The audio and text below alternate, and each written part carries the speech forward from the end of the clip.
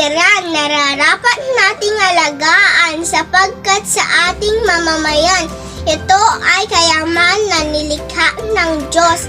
Ang mundo kasama pati mga tao, lahat ng kailangan natin nandito sa ating paraiso.